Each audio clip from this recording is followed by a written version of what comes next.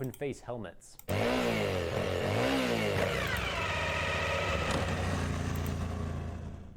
First up is the Bell Custom 500, and when I picture a 3/4 helmet, I'm thinking of this. It's the icon of the open face category and probably one of the most recognizable helmets in the world. That's because it has a pedigree like no other. In 1954, the founder of Bell Helmets, a guy named Roy Richter, formed the company's very first helmet out of fiberglass, and he called it the 500. A lot has changed since the beginning of the Cold War, but the 500 hasn't changed much.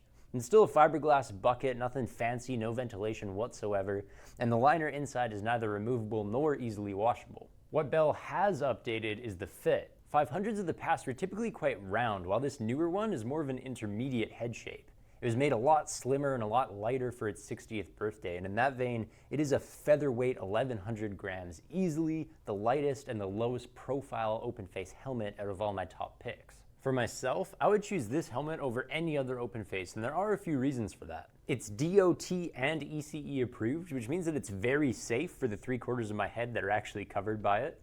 And I also get 5 different shell and EPS sizes in this guy, which is huge. Normally manufacturers use 3, so my medium helmet is always going to be a little bit chunkier than it has to be because it shares that shell size with the large. With the Bell 500, however, every size except for extra small is going to get its own tailor-made shell. I love how the exterior is a smooth blank canvas for the million colorways that Bell makes this in and the graphic options. It does look a little bit like Troll. And then the sticker up front, I can peel it off, which is nice if I want an even more streamlined The look. 800S Then there are these 5 snaps again, which make it compatible with the 2 years, face says shape hello. you get from Bell or even Biltwell.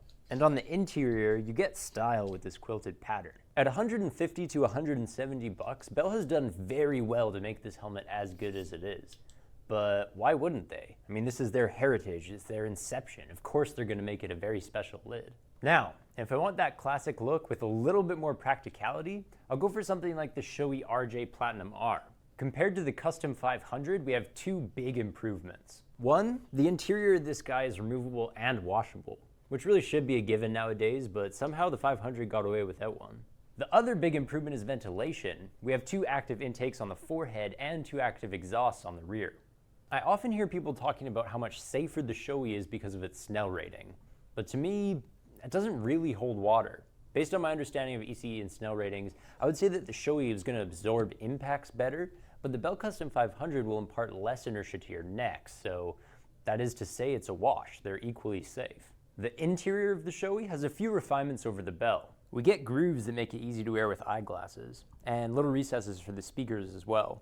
We also have more soundproofing than the 500. The exterior, on the other hand, leaves a bit to be desired. We get the same 5-snap system for visors and face shields, but I really wish Shoei had avoided putting these contours on the shell because to me that kind of ruins the classic minimalist look. I'm also skeptical about the shell material itself.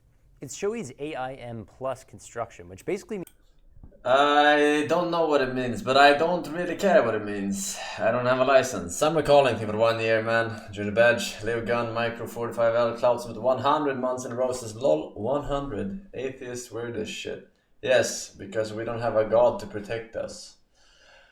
It makes sense, no?